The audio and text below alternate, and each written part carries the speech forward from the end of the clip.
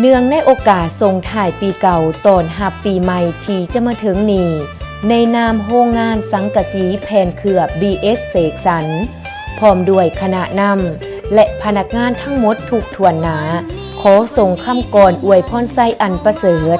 แด่ทานผู้นำภาครัฐจงมีสุขภาพเข้มแข็งมีความสุขความเจริญตลอดไปปีเก่าไล่ล่าใหญ่ปีใหม่เวียนมาถึงมาล่าหอมกินละอองอายกุม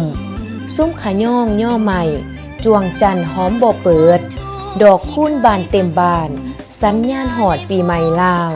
ปีใหม่นี้ขอให้ฤทธิ์เดชกาเส้งสาภากด